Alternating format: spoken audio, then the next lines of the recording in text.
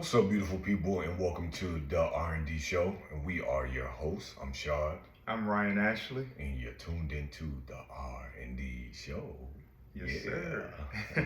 Hopefully, everybody is doing amazing, feeling good, feeling great. Hey, so based off of our last video, we did a survey on our Instagram. Um, Pretty much just talking about calling dibs and if somebody's off limits, if you and your friend group just so happen to be in the same space, see the same person at the same time, can only one of y'all holler at them or can all of y'all talk to them?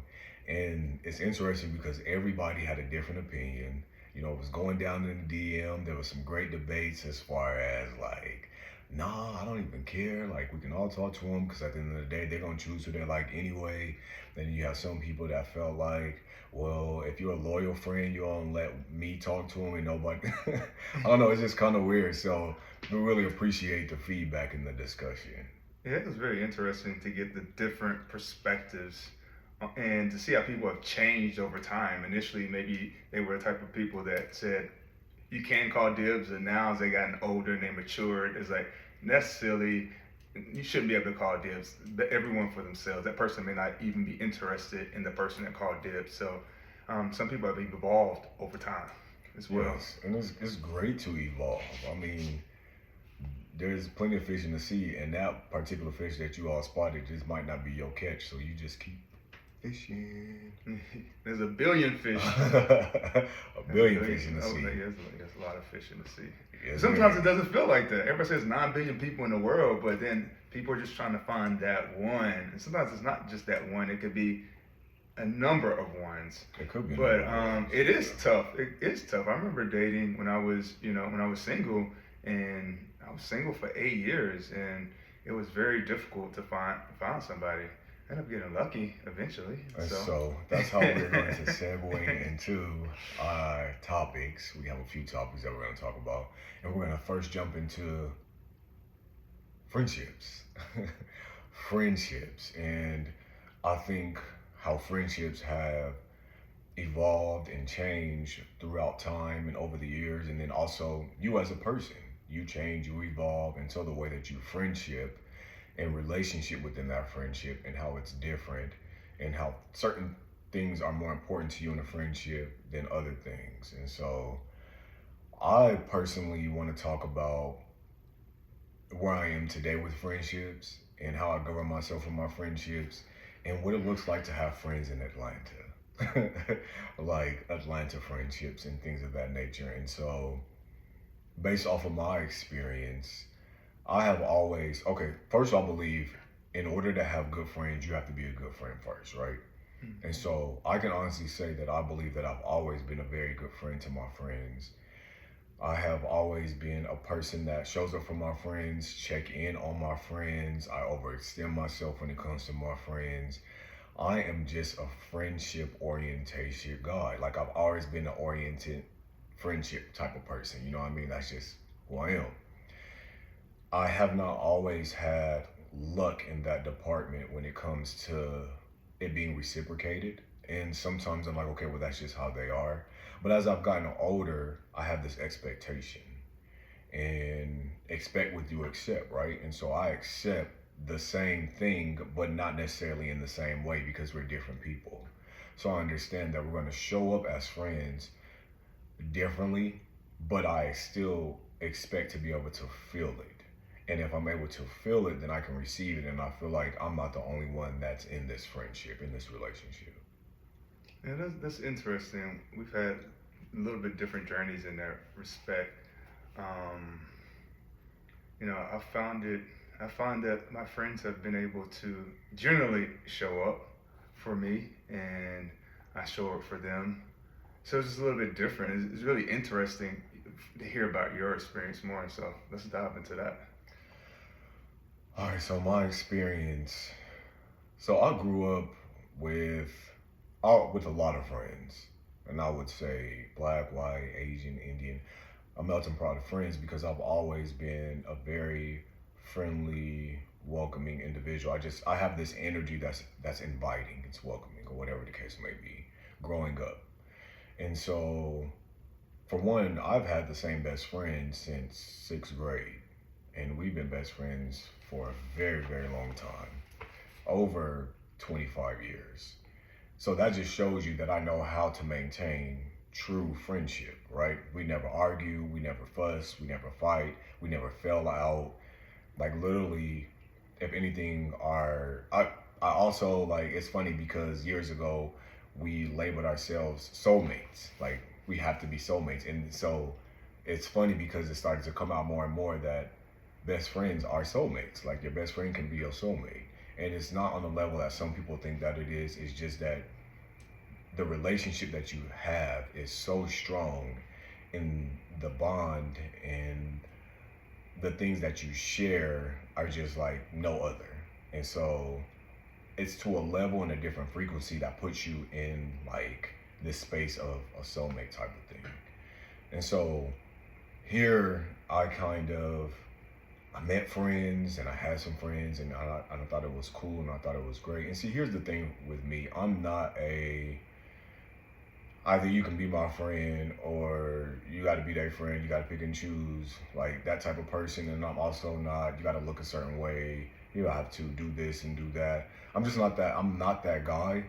I just feel like if you're a genuine person and we somehow connect some type of way, we have some things in common, then we can start to build a friendship. So all your friends don't have to be cute. All of my friends don't have to be. Look good. No, they don't. I mean, I do think that I have a good looking group of friends, but it wasn't like I'm out here hand picking in the land like you. No, it was just that we found a mutual respect and a mutual interest, some type of way. And so having friends at first I thought was easy in Atlanta. Like I thought it was gonna be an easy thing. But then I started to realize that there's some drama that comes along with having certain friends, not all friends, because of the people, places, and things that they attach themselves to, and then also their values and their beliefs and their integrity system and how they're set up as individuals. It could cause problems, it can cause issues, and it can cause for your friendship to be not the friendship that you thought that it was, right? And so I've had some failed friendships in Atlanta, but not due to, I wouldn't say wholeheartedly like it's my fault. I feel like, for instance, I had a relationship. And see, this is the thing that's crazy because in relationships, you kind of bring in your friends kind of together. Mm-hmm. Like, even if you don't intentionally mean to do that, if you guys are hanging out with each other more and more, then somehow they become friends too, right? And so I had a relationship where that's what happened. Like, hanging out more and more and more, everybody became friends. Like, really, really cool. You exchange numbers, maybe social media, whatever the case may be. You show to each other events, you support each other, and you just think that it's a real friendship. And so I'll believe that if somebody's my friend first, then remain like my friend first. Like, I'm not telling you that you can't be friends with this other person, but show up for me in a way where it still feels like you are my friend first. So what does that look like? Like, if we break up, I'm not asking you to pick and choose sides.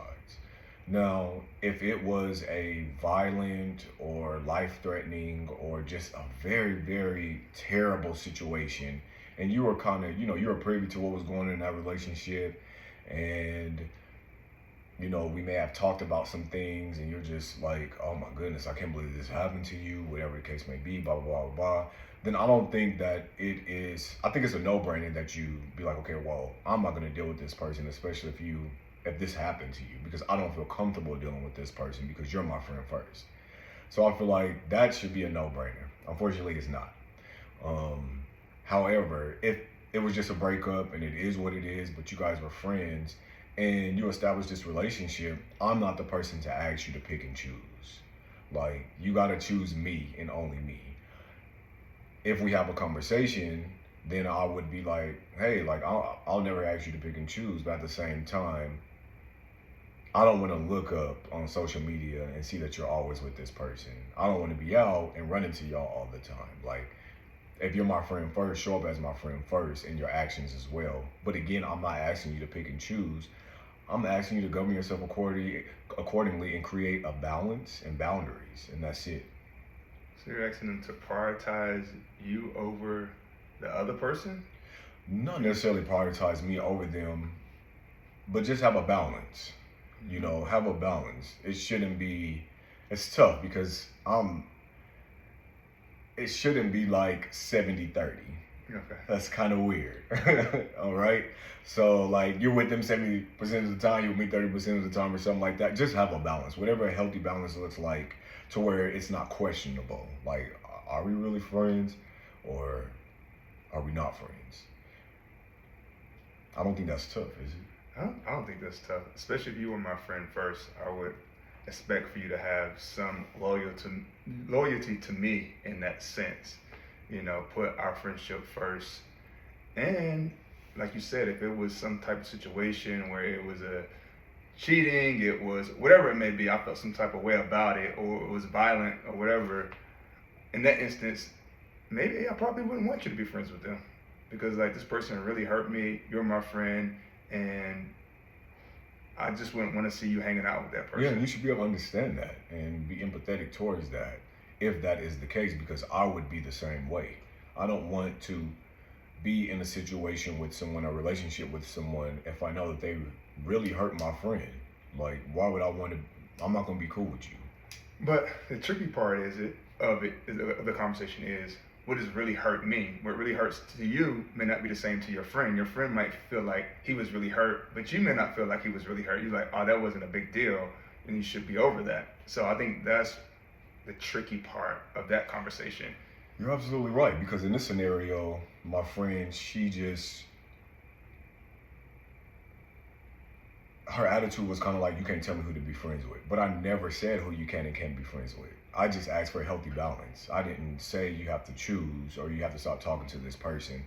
Their attitude toward it was just very kind of defensive a little bit, like, you can't tell me who to be friends with. And if I like this person, like, that's my friend. And I'm just like, okay, well, it's cool. So I'm not going to argue you down. It is what it is. I think slowly but surely time will tell how now my friendship plays out, if we will remain friends or not. And clearly we're not friends anymore. So it's kind of like, I don't have to hate you. I don't have to, talk bad about you, but it starts to slowly fade away because other people come in to fill that gap. They come in to fill that void and then show up for me the way that I need someone to show up for me, because I want to show up for them the same way, right? And then back to what you said, I can't dictate how someone was hurt. Like, if the shoe was on the foot and one of my friends was in a situation and they were hurt, I may not know the level of just how hurt they were. Even though we're friends and we've talked about it, they might not be expressing exactly just how much they may hate this person, or just have a huge distaste for this person, or just don't want this person in their presence at all. I'm the type of person that wants to have the conversation, because I believe sometimes in order to get comfortable, you have to get uncomfortable, which is majority of the time. So having uncomfortable conversations, some people don't like to have, or they'll have the conversation but not be completely honest within that conversation. But still, I want to give you the opportunity to express how you truly feel. If I'm like, hey, I really like this person. I know that I met them through you because we were all hanging out so much, and I feel like they have a great personality. And so I always keep in mind too, people are different in relationships than how they are in their friendships. So how that person could have been showing up in their relationship, they may not have been showing up in the friendship when we're all together. So I don't know 1,000% how they were showing up. I may be privy to some of those ways. And so I like to have the conversation and be like, what are you comfortable with? Like, if you're not comfortable at all, then I don't have to be friends with this person at all. But you tell me what works for you. And that's just how I operate. I don't think that everybody's going to do that, but I give everybody grace. And so I'd rather just have the conversation to know where my friend stands. And if my friend stands firm and, hey, like, I don't want you to have a relationship with them and no ties to them at all, I can respect that. I can see that person out and I can still be cordial and say hello. That don't mean I have to hate them, but we're not going to be hanging out. We're not going to be on the phone. We're not going to be doing all that stuff, because then I feel like I'm not being loyal to my friend. Yeah, that makes sense from that standpoint. I think it also depends upon, sometimes your friends won't communicate how they actually feel. You may have the conversation with them, but they may not be as direct because they don't want to seem petty. Say, hey, you can't talk to my friend. But is it on you to kind of pick up on like the subtleties of it? If they're saying yes, but really they're saying no, or they're saying like, yes, but I really don't like them, or I don't really trust them. Like, do you still go ahead and proceed with that, or do you need a clear, no, you can't hang out with him? Or do you say, he seems a little bit, or she seems a little bit on the fence, I'm just not going to hang out with this person? That's a good one, because I want to be direct in my feelings when it comes to certain things. So if I'm being direct and honest with myself, then I'm going to be direct and honest with that person. So I want to be like, no, I don't want you to hang out with them.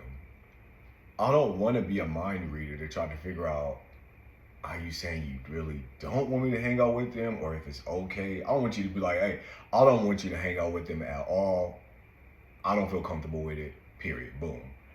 Then I can respect that, because you come first in my life. Like, you're my friend first. I love you.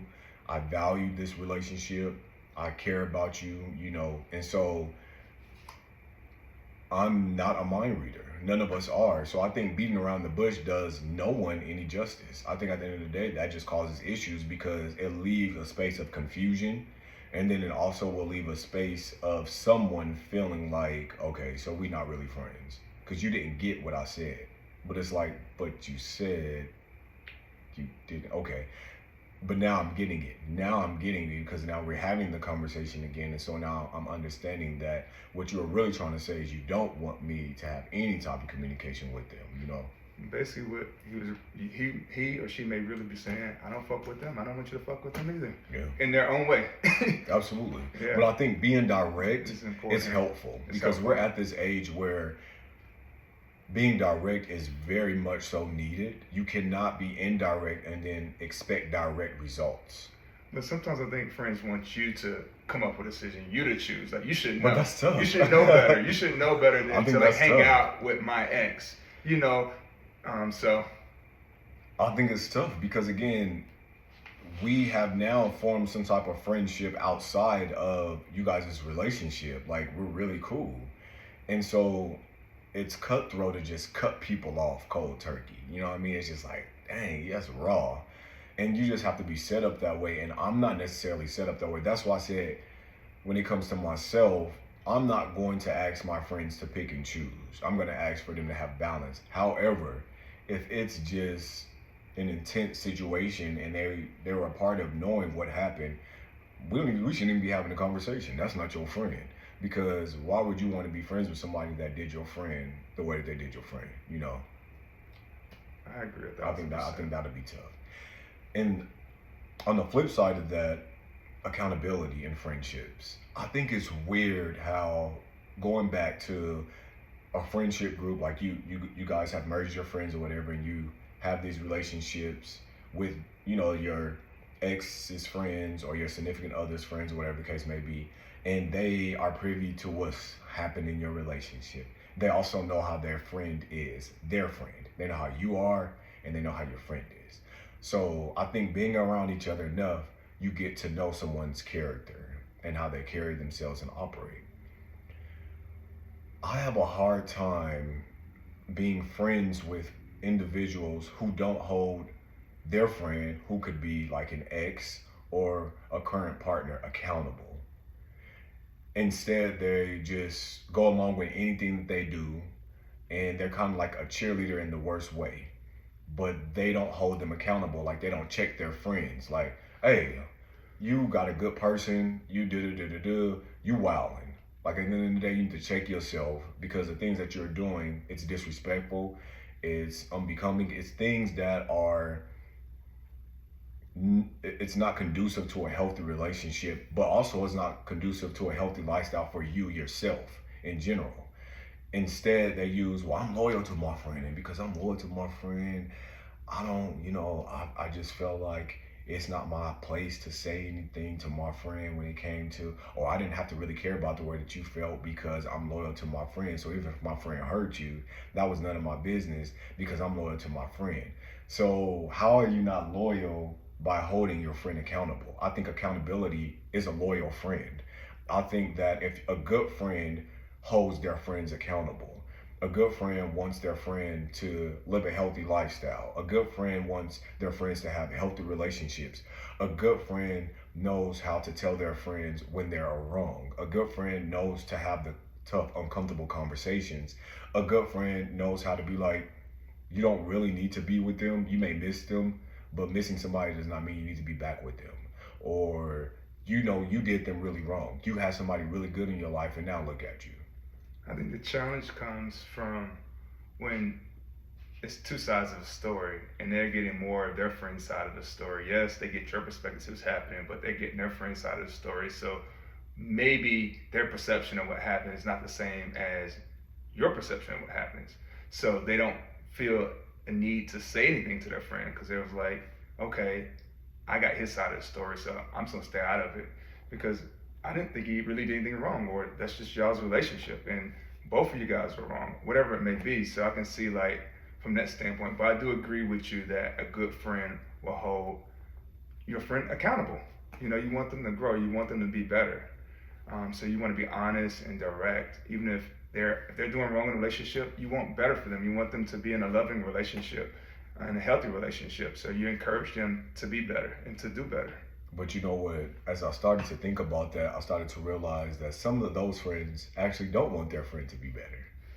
You know why? Because they're scared of what that looks like for them. They're scared of what position they now play in their friend's life. If my friend is now elevating on a higher level, where do I come in at? Yeah. How do I come into play? So I want to keep them here because I know exactly what to expect.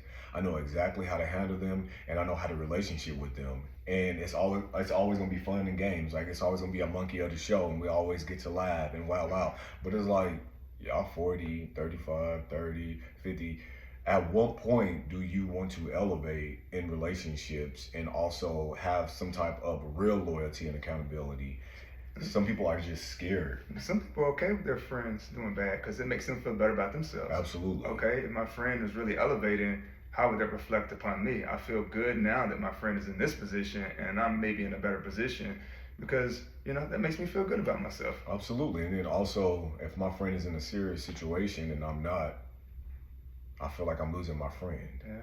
Instead of it being I'm gaining more friends, I'm gaining more positive people in my space, I'm gaining something that I can aspire to have. I think that so many people, again, there's a fear. People have a fear of what certain situations will then look like if their friend becomes better, if you help your friends see themselves for exactly who they are so that they can be better. You're kind of scared of what that's going to look like with your relationship. But I want all of my friends to be their best selves, to be better, and I want to call them out when they need to be called out, just like I want them to call me out. That's why it's so important to have secure friends. Absolutely. You know, secure friends are going to try to elevate you and they're going to try to push you and motivate you, and they're going to want to see you in a certain space so they feel good about themselves. It's not just friends, but family members try to keep you down as well.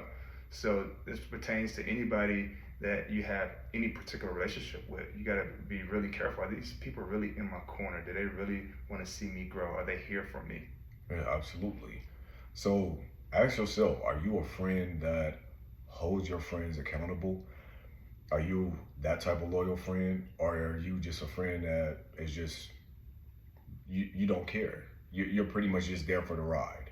You don't care to be the driver, you're just there for the ride. And because you're there for the ride, whichever loops and turns and twists it takes, you just own there.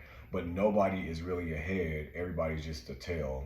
And so there's no real loyalty there. What it is there's entertainment.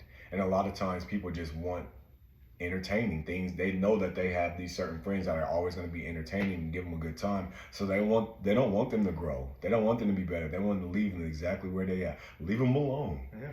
Leave them like they are. I want to leave them exactly where they are because it's entertaining to me. But at what point in life does that get old?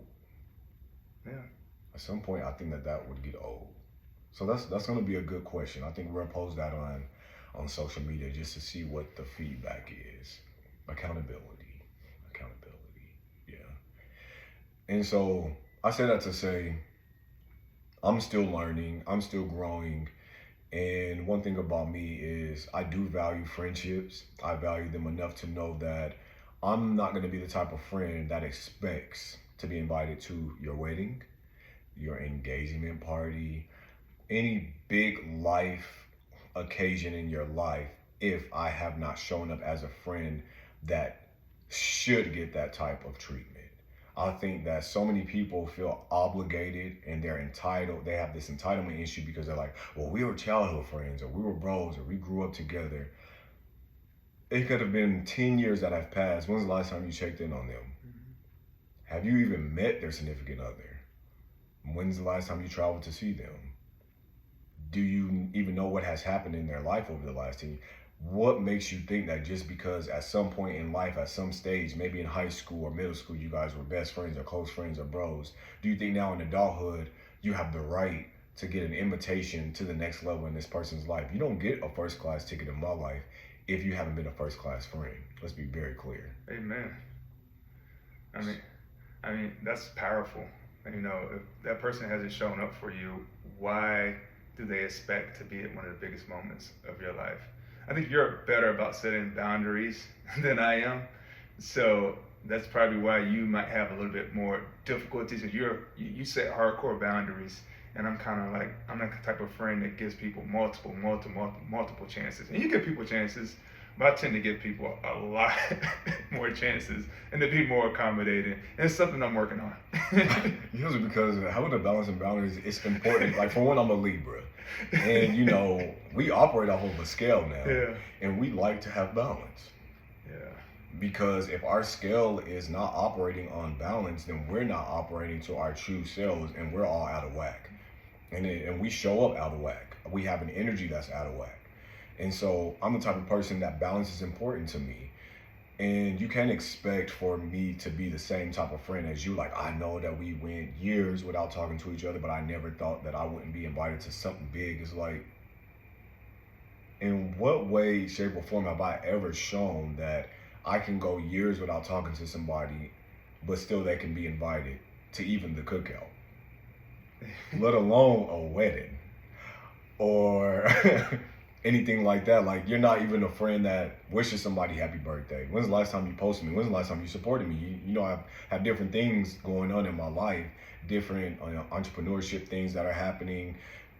When's the last time you did any of those things? Like, it's just interesting to me how friends and family feel obligated in the need, like they are supposed to be taking up a space when they haven't taken up a space at all throughout the whole years of you being who you are up to this point. It's like, what space do you need to take up in my life now?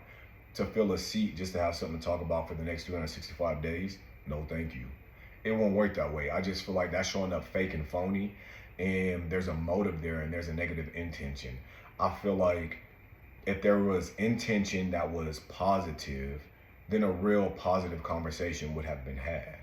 You know, I think that you can have conversations like, hey, I heard that maybe this is happening, and I really want to show up for you. I know I may have not shown up in the past, and I had a lot going on in my life, and that's not an excuse, but I know exactly who you are, and I've always known that you're just an amazing person. You know, I've always known that you feel this space in life that just makes life brighter, right? The world brighter, and I don't want to miss out on this. So then we can maybe have a conversation to see how we can make it work, but to just assume that just because there's some type of attachment to this person, you get to fill a space. No, thank you. No, thank you. I agree with that. And I do admire the way you're able to set certain boundaries. But it's good to be able to have friends that can reciprocate in that way. They show up for you, you show up for them. Absolutely. So. And it feels good. It does your heart well when you have friends that actually show up for you. And again, it's not showing up in the same way because we're not the same people, so we won't show up in the same way. But you're showing up in a way where I feel it. Yeah. And I know that this is really my friend. Like, I don't have to question if this is a real relationship or not. So what about those friends where they're like, I'm the one that always call you. I call you 70% of the time. You only call me 30% of the time. How do you feel about that? Should it be 50-50, or are some people just more inclined to reach out than you? Like, how do you respond to that? I think what happens is we create an expectation in the way that we relationship. So if you've always been this person to always text first, always call, stuff like that, then it's going to be the expectation of that relationship. So now why do you feel some type of way if this is how you've always been? I've always been that person. That's why I can speak from experience. And I have felt some type of way. Just because I'm set up that way doesn't mean that I don't want to just one day look at my phone and it's ringing and it's this person, or I'm getting this wellness checkup from this person, or whatever the case may be. What happened was I ended up pouring more from my cup than what I had, and noticing that my cup was becoming more empty. And because it was becoming more empty, I felt this void of friendship in my life. I felt this void of realness in my life. I felt I have now overextended myself to people that truly didn't deserve it. But I had to hold myself accountable because I also set the tone of that as well.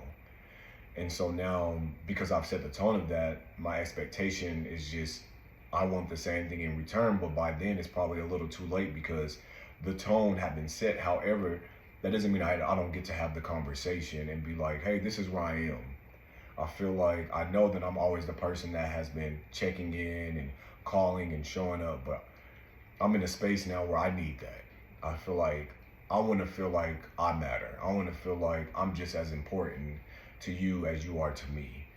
It's important to me, and that is the space that I'm in my life. In 2023, you have got to show up for me. You have got to create a space where I feel safe and I feel seen and I feel welcome, or I don't want a relationship with you because I know how my heart is set up. I know that I'm just a damn good friend, and so I want a damn good friend back. I think it's important that you say you needed to have a conversation. Yeah. Right? Because you had set this level of expectation, but in order to change that expectation, in order to make the other person aware, first you had to have a conversation. And I've had a number of friends that reach out to me that may feel like our friendship might be one-sided because I don't call them or reach out to them. But when they call, I'm always available. I'm always down, very present. So you can't really base our friendship off whether I'm reaching out to you consistently, because I have a lot going on. But now that you brought it to my attention, I know this is important to you. I'm going to change my behavior because I value you, I love you, and I want you to feel seen, heard, and loved. So guess what? I'm going to make it a point to reach out. I don't think that's what it's all about. It's just about making the effort, making somebody feel like, okay, I'm not in this friendship alone. So that's good that you brought that up. I think that was good. So I think we talked about friendship for a while. So hopefully you kind of got a good idea, or hopefully it's answered some questions that you may have had regarding your friendship circle and what's going on in that circle and things of that nature. And we're always open and welcome.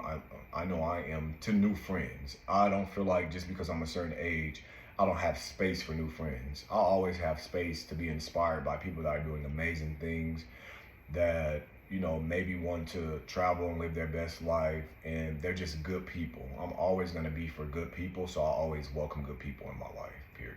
Yeah, same here, because people come into life and they can help you grow. And so you learn things from them. You can have different experiences with them. So definitely always open to new friends and new adventures and new journeys. So if you're a good friend, hit us up. Take that. Not like that. All right, so moving on, we're going to talk about relationships. We always have really great conversations about relationships, and we talk to our friends about relationships, and just there are so many things that we can talk about when it comes to relationships. So I just want to hit on certain things when it comes to what I've noticed when it's relationships that just kind of are working or are not working. I think traditionally I've grown up in a family where a lot of stuff was religion-based driven, and so there were like these doctrines and there were these principles and there is doctrines. You said it right, doctrines. Yeah. I'm just teasing. You say certain things. Rules, regulations, all the rest of this stuff that people kind of incorporated into their relationship, and it didn't always play out good. 90% of the time it didn't play out good. Like, honestly, I don't know anybody right now growing up from whose relationship that I got to see play out who's in a healthy, happy relationship, period. Whether they're still with someone or if they've broken up. I don't know anybody. And so what that does to you is sometimes you grow up and you emulate some of that, right? Within your relationship, some of that plays out, but then you also have an opportunity to be the change that you want to see. And I'm in the space in my life now where experience, but most importantly, other people's perspective and the things that they've gone through, and me just observing has been the biggest teacher and helper when it comes to how I view and value relationships. And so I like to relationship in a way where I know that we're both adults and I don't own you, you don't own me, but we do get to experience each other. We don't get to we're not possessions. We don't own each other or none of those things. So I'm not going to control you. I don't want to be controlled. I'm not going to control you. And I feel like I'm not going to spend my time wondering who, what, when, where, why, how, other things that you're doing in your life because you're an adult. So if you're out with your friends, you're having a good time. You're out with your friends, you're having a good time. If you're having your me time, you're having your me time. If you're on the phone, you're on the phone. If you're on social media, I'm not going to feel some type of way about anything because grown folks is going to do what grown folks want to do at the end of the day. So if this grown individual is doing something that they shouldn't be doing, then that's on them. Then they have to live with that. And eventually, whatever happens is going to happen. It's going to happen the way it's supposed to happen. I just love a healthy relationship. I love a healthy balance. I love healthy boundaries. And I like to be in a relationship with someone who is just adds to my happiness. It's not a relationship where, all right, you complete me. Without you, I'm not happy. Oh, I'm so alone. I'm so sad. No, it's like this person got their stuff going on and they're doing amazing in their space and I'm doing amazing in my space and we come together and like their movement and I'm a movement and now we're a force to be reckoned with because we came together with healing or we're able to help each other heal with growth because we've grown from some things, spirituality because we're into those things, value, integrity, commitment, love, we care. And the only difference is we're going to do things differently and separately because we're not the same person, so we're going to show up in those spaces in the way that we do things, not the same, but it should be in a way where it feels like I feel loved, I feel seen, I feel cared about, and I feel like I'm in a healthy relationship. Yeah, it's important to be able to not expect for your partner to bring you happiness and to add to your happiness. I do believe that your partner can do certain things that can affect how you feel in the moment because you guys are connected, you guys are sharing space, you guys are intimate. So I think it's foolish to believe that you cannot be affected by your partner's behavior. Right. You guys are too closely connected in order for that not to be the case. But in saying that, I do believe that the essence of your happiness should not be dependent upon that relationship. You should already come to that relationship with your cup full, and everything else is just additional, and they should be adding to that. It should not be taken away from that. No, absolutely. And then you also should not have this expectation of need. Like my partner is supposed to fulfill my needs. This is where we go wrong, I think, a lot of times in relationships is because we're looking for our partner to be our everything. And that's just not realistic. Because if your partner is your everything, then they're pouring everything into you and they're leaving nothing for themselves. So it's kind of like, no, I don't expect for my partner to be my everything. I expect for my partner to fulfill certain things organically. I'm not going to come up with a list. I just think the way that they show up, it's going to be an authentic fulfillment.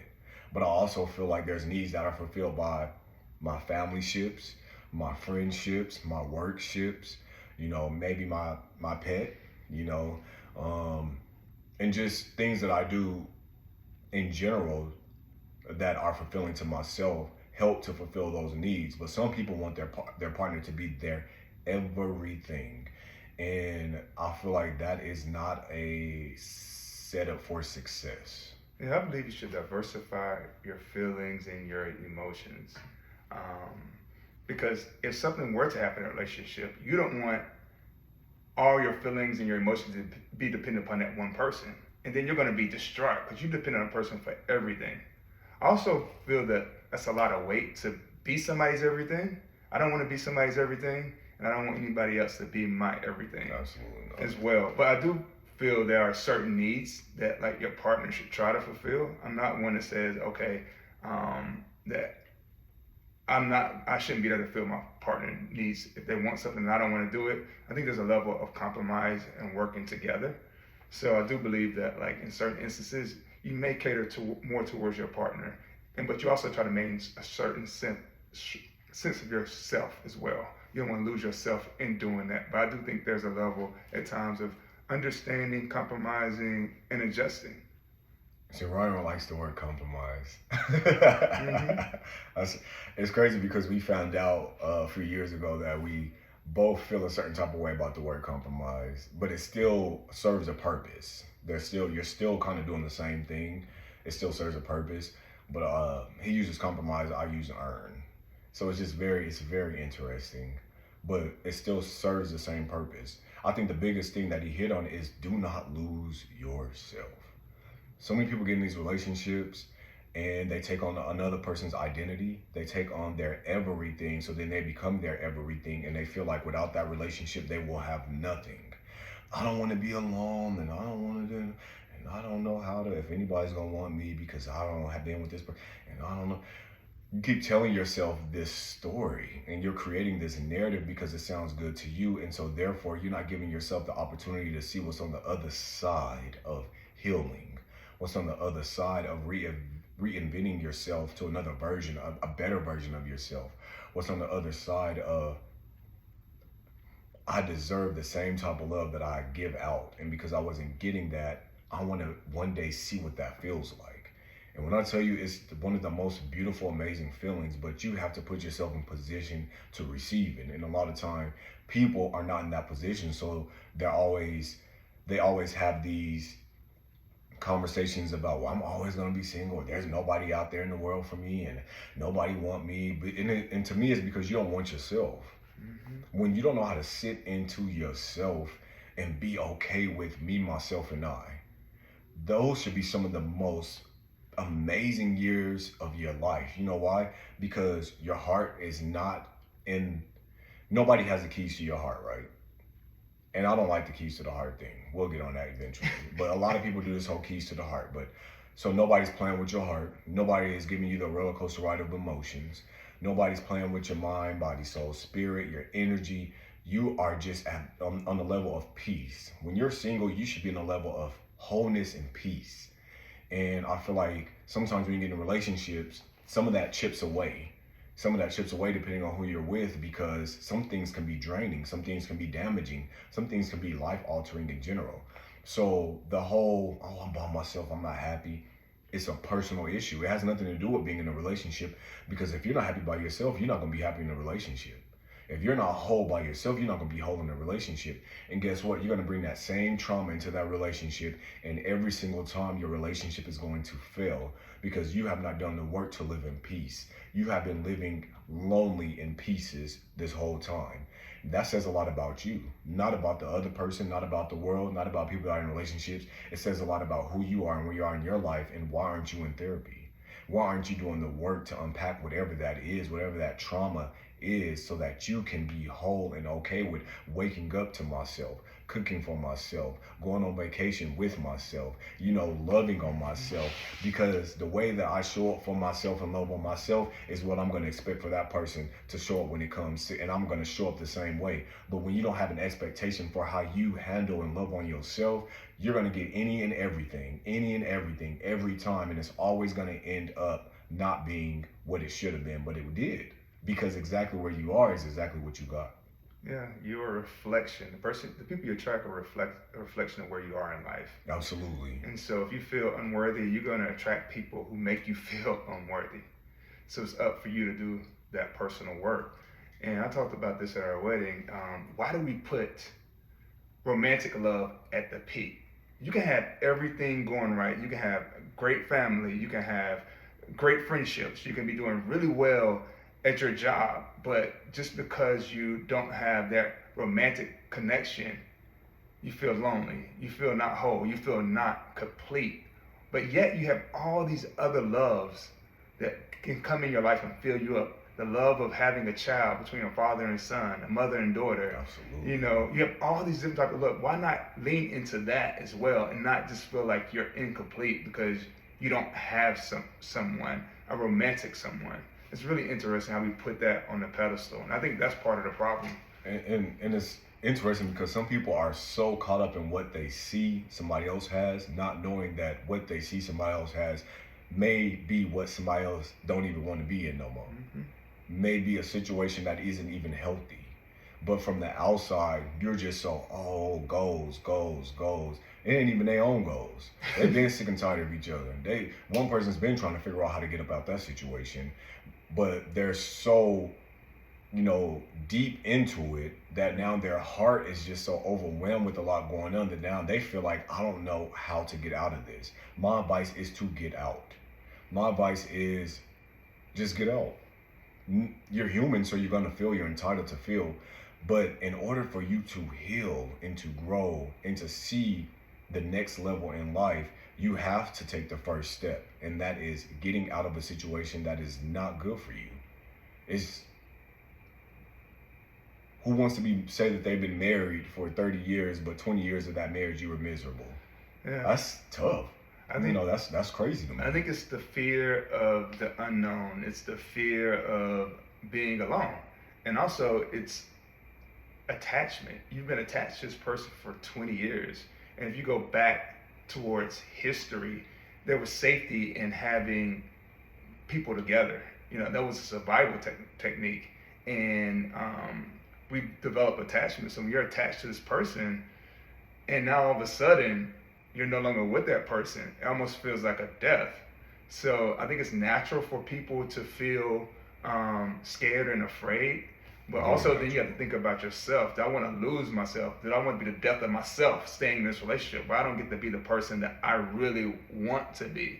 And it's not until that fear becomes greater than staying in that relationship, then that's when you end up leaving. When the greater fear of losing yourself, not being able to be yourself, becomes greater than, the fear of being alone. But the problem with that is you've waited so long and you've told yourself this story for so long that now you've altered your mental. You're in a space of now you believe that you don't deserve certain things, right? Mm-hmm. Now your worth, your value, you're very insecure, you're very timid, you're very fragile.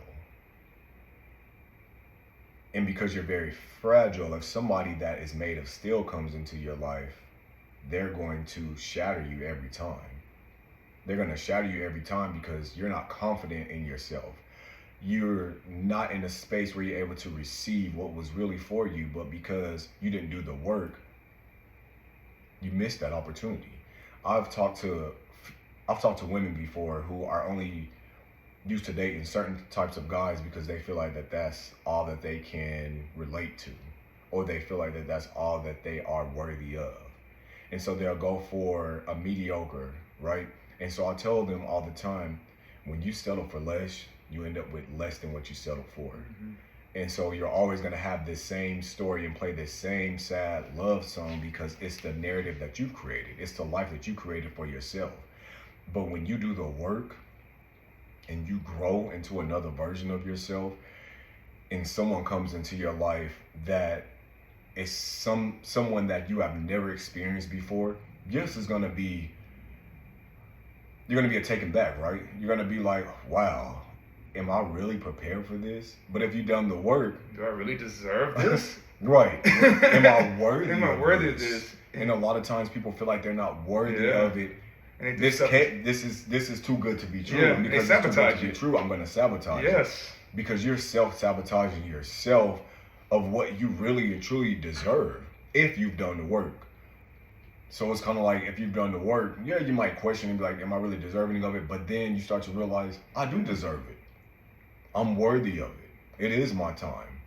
Been there, done that, and I've seen what that felt like and looked like, and I don't want that anymore. I want to move up to the next level of relationshiping. I want to be able to be with someone that I can sleep peacefully at night, knowing that they're also sleeping peacefully at night.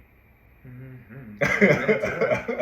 You know what I mean? Like, that is something that people don't think about, but it's just so important, because who wants to have their mind racing when they're trying to sleep, worried about what their partner's doing? Yeah. I think that plays a lot within your security and the way that you feel about yourself. But even thinking of that, no one's responsible for you being secure within yourself. No one can come along and make you secure. Now, they can play on your insecurities, but no one is responsible for you being confident and secure. Mm-hmm. That is a self journey. And whatever work that takes, I say take that journey and do that work. Because once that happens, it's easy for you to recognize who and what is not for you. Mm-hmm. It's easy for you to be like, these people, places, and things I'm good on. Been there, done that. It serves no purpose in my life. It's easy for you to be like, all right, this is a red flag. Let me move on to the next. But it's also easier for you to welcome what is for you. It's easier for you to grow with what is for you. It's easier for you to be like, I love my space. I used to tell people all the time when I was single, you're not competing with nobody else. You're competing with my space. You're competing with my comfort zone, because I'm so comfortable in my space. I'm so comfortable in my skin. Cozy. That it's gonna take a lot for you to break down whatever this is, my bubble, for me to be able to really see that, okay, you deserve, this is a good potential person for me, so let me just give it a try. That's the competition right there. Because I loved my single life. I loved having a peace of mind the way that I did.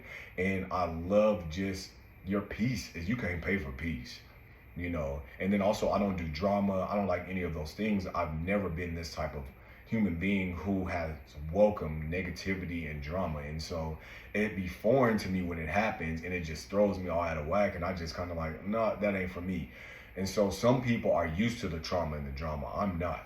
I loved creating my safety zone and operating in that space of peace. But some people feel if it's not dramatic, then it's not passionate. Yeah, they don't want it. It's not passionate. They mix drama with passion. If it's not ups and downs, I'm not trying to figure out what this person is, what this person's doing, this person not calling me in this moment, and then I'm seeing in the next moment. If I don't have all these ups and downs, then it's just boring. I don't know if I'm into them. They mistake that. Their safety. Hitting, beating, cheating, being out to 6 a.m, just causing something. I feel like it's just too good to be true. Oh, that's boring. Nothing is that's too boring. good to like. I need more excitement. Yeah, this is not exciting at all. Like, you ain't giving me nothing to go on. Like, we ain't arguing this much. Like, nothing. And there's an art to arguing. I think that there's no perfect relationship. Yeah. But at the same time, some people just like to be intense. Like, oh, you almost hit me. Ooh, that felt good. You really love me. There's no love in that. Like, that's get somebody else to do that. I don't want it. I don't want nothing like that. So the best relationship that you can have is a relationship that you have with God first, Amen. The relationship that you have with yourself second, and then a healthy relationship with someone that shows up in relationships in a way that you can receive it in a healthy, positive way. But stay with first and second first for a very long time until your person comes along. And guess what? That might be your person for a moment, a season, a reason, or a lifetime. Don't get so caught up in this is my forever. You know, I don't think anything is meant to last forever. If it does happen, that's a blessing. And I think that that's a beautiful thing. But don't get so wrapped up into making things, people, places, and things forever. Enjoy it while you can. You know, love it while you can, experience while you can, so that if it does end, you don't have a sad story. You have lessons learned, you have great experiences, you've had chapters that you got to enjoy, and you're not going to sing this song and be this brokenhearted person, and this brokenhearted girl, you know what I'm saying, for the rest of your life.